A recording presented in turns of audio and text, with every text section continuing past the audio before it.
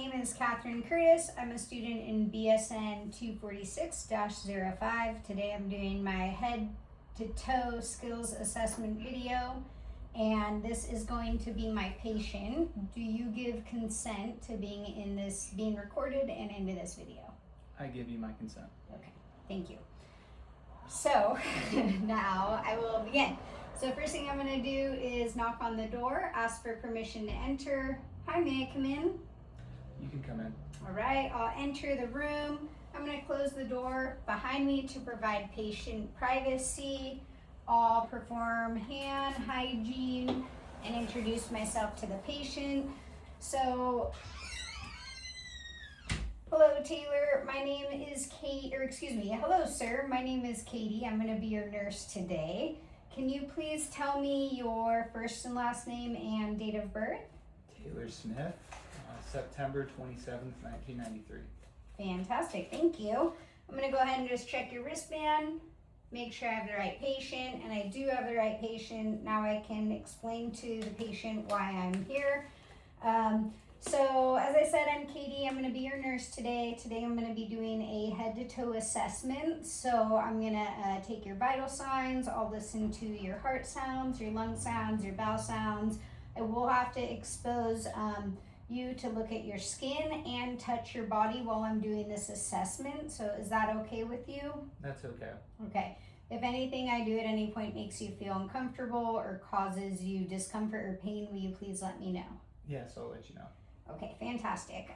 So I've gotten permission. As I entered the room, I'm getting a general impression of the patient. His skin signs are pink, warm, and dry.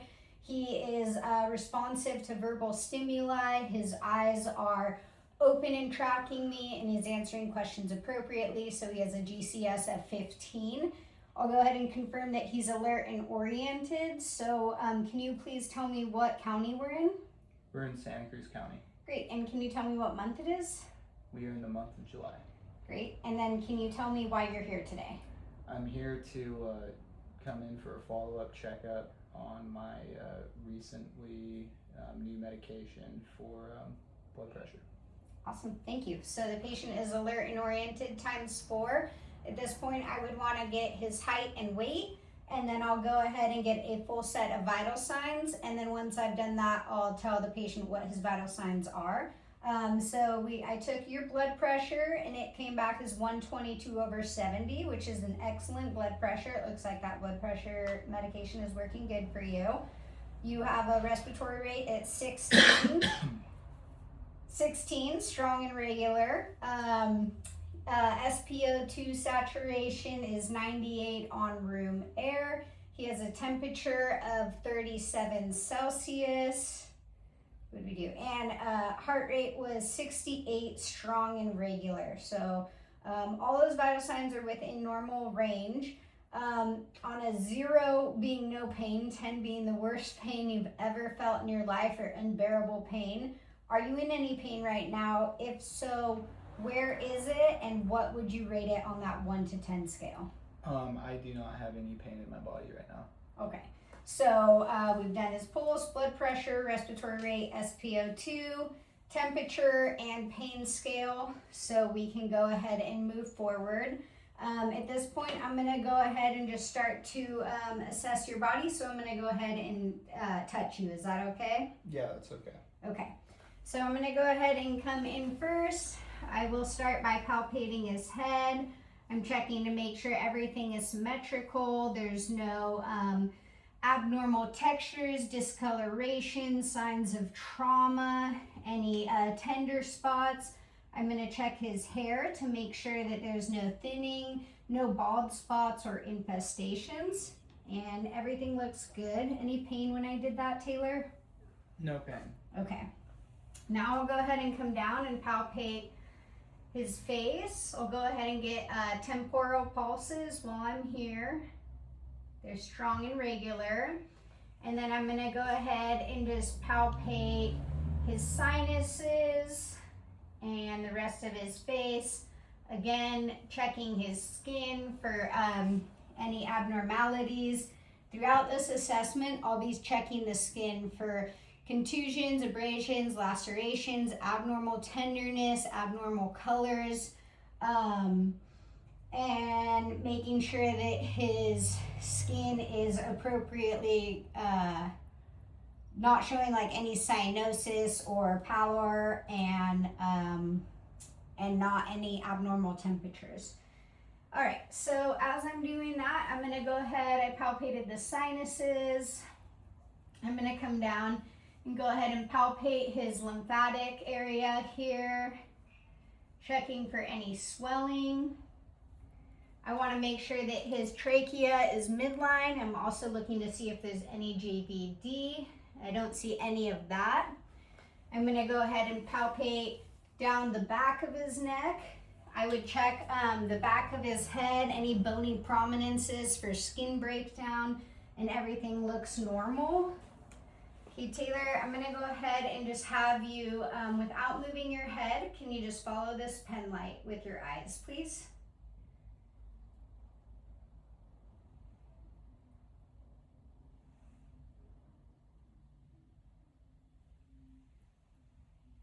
All right, very good. So no nystagmus noted. He's able to track the pen appropriately. I'll go ahead and check to make sure his eyes are pearl, which is round and reactive to light. So I'm going to cover one eye. This will be a little bit bright, okay? All right. All right, good. Eyes are about 3 mm and pearl. I'll go ahead and while I'm looking at his eyes, I want to check the sclera for any abnormality. I want to make sure it's not abnormally red or yellow, and then check his conjunctiva for any kind of discoloration, any crustation, anything like that. I'm going to go ahead and look into your nostrils. Okay. I'm checking the membrane in his nostrils to make sure it's pink, that there's no lesions and no obstructions.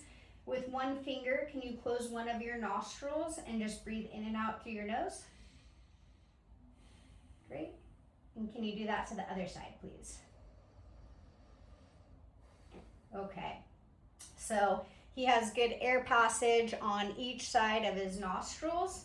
I'm going to go ahead and look in his ears.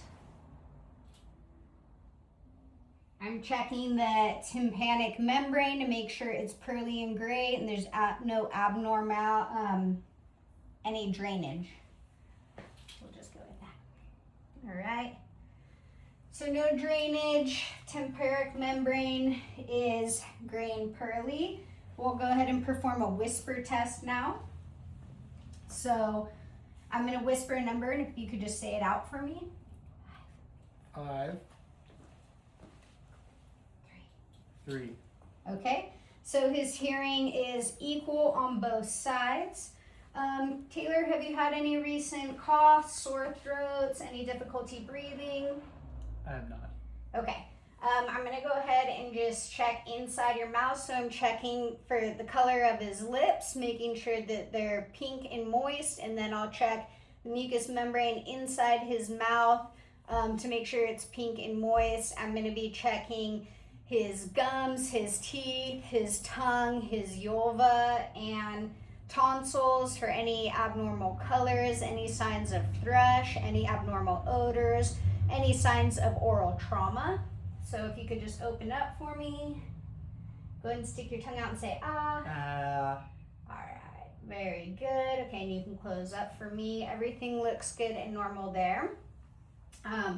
Again, coming down to the neck, I'm going to go ahead and palpate the carotid pulse. And it's bilateral and equal on both sides. I'll go ahead and, can you just sit up for me if you don't mind? And take a big deep breath. So I'm checking the thoracic region. I'm pushing as he's exhaling. Any pain in your chest? No pain in my chest. Okay. No crepitus noticed, no barrel chest noticed. It's expanding appropriately and symmetrically. While I'm looking at his chest, again, throughout the assessment, I'm checking his skin for any abrasions, tenderness, laceration, any abnormal texture or discoloration, and checking all the bony prominences for skin breakdown. Taylor, I'm going to go ahead and take a listen to your heart, so you can just go ahead and sit normally while I do that, okay? Okay.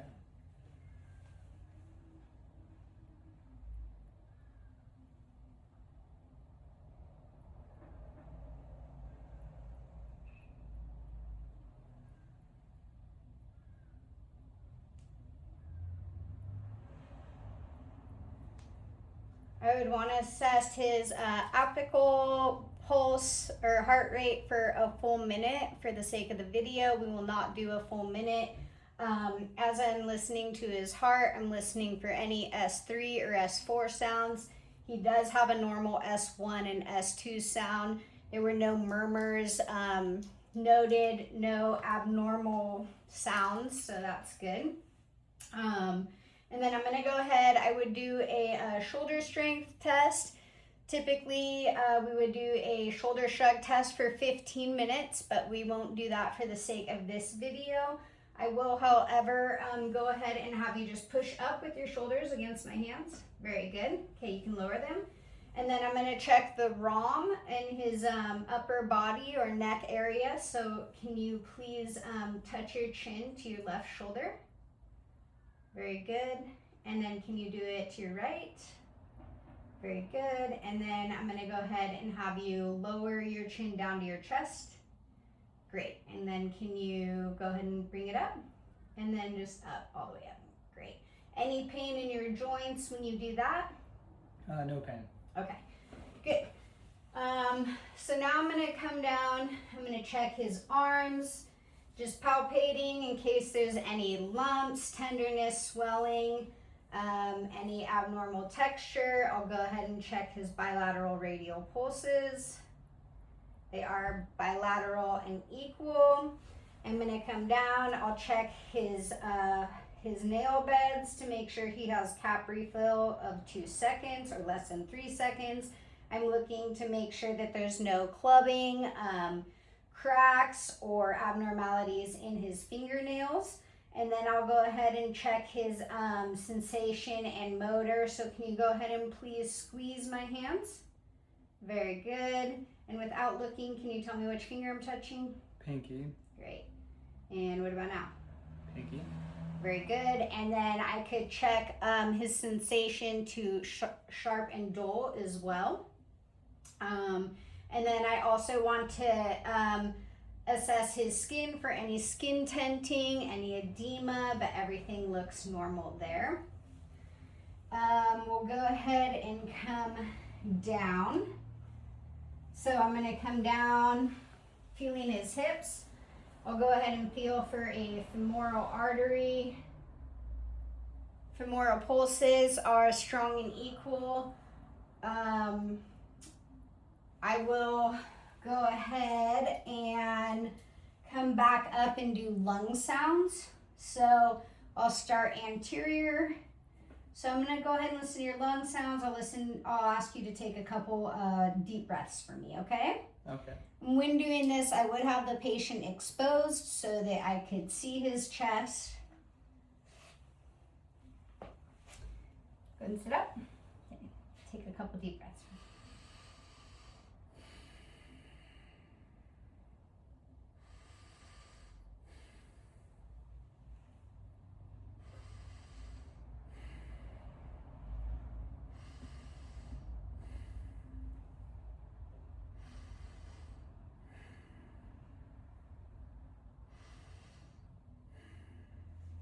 All right, lung sounds are clear and equal on the anterior side. I'll go ahead and listen to the posterior side.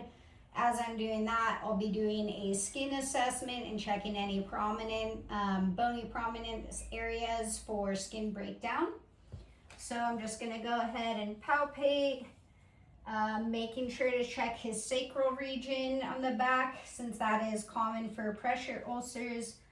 And then I'm going to go ahead and check lung sounds. So can you take a deep breath for me?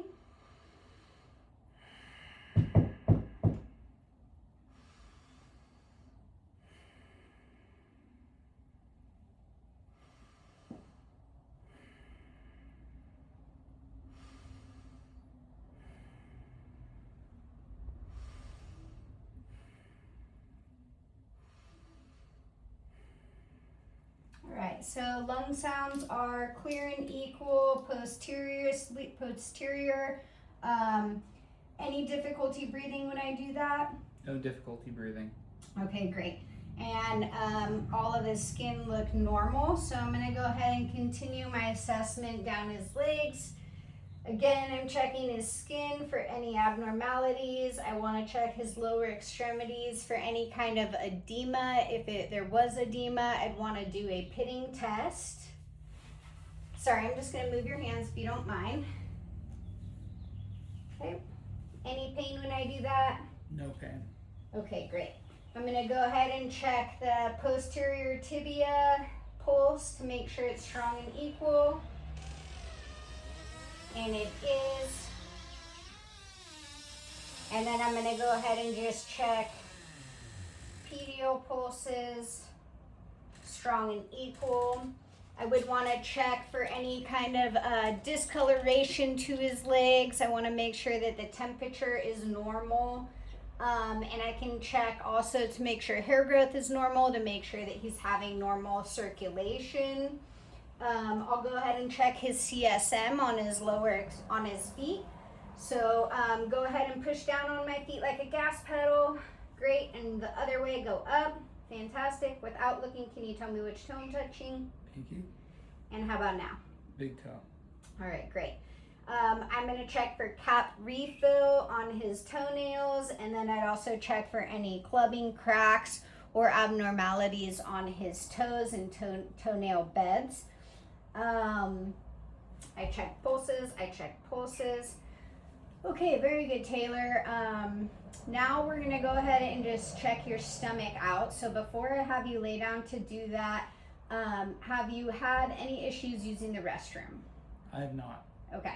Have you been urinating normally? Yes. Okay. And have you been having normal bowel movements, no coffee grounds or blood, regular consistency? Normal bowel movements. Okay, very good. Thank you for answering those questions. For this part of the exam, I'll go ahead and have you lay down.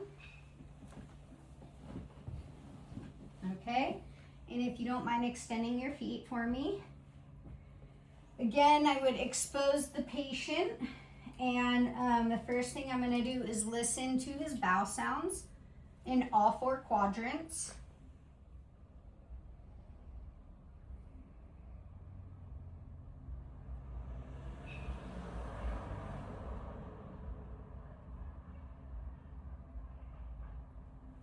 All right. Bowel sounds are normal, active in all 4 quadrants. Now I'm going to do a light palpation in all 4 quadrants. I'm checking for any pain, tenderness, masses, or distension.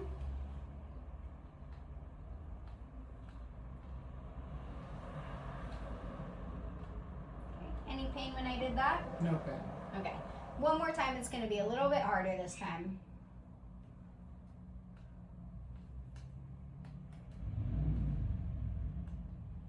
Any pain in that? No pain. Okay. So abdomen is soft, non-tender. While I have him in this position, I can go ahead and check range of motion in his lower extremities. So Taylor, can you please pull your right knee up to your chest and then lower it back down? Very good. And same with your left knee. Okay, great. And then with your feet, can you, I'm going to check range of motion in his ankles. So can you rotate the palms of your feet towards each other? Very good. And can you go the opposite direction? Great. And then can you curl your toes for me? Very good. Okay, so we have good range of motion in his ankles and lower extremities. So I can help you sit back up now if you'd like. Okay, great. And now that we have you in this position, are you feeling lightheaded or dizzy at all? No. Okay. We'll have you stand up. Now I'm going to check for coordination, gait, and mobility. Taylor, if you could please just walk over to that door and walk back for me.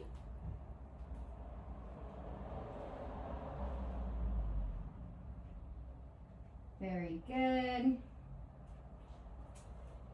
right, so his gait looks good, his coordination looks good. We'll go ahead and just, with one foot, if you could pull it up along your other leg, up to your knee, and then back down.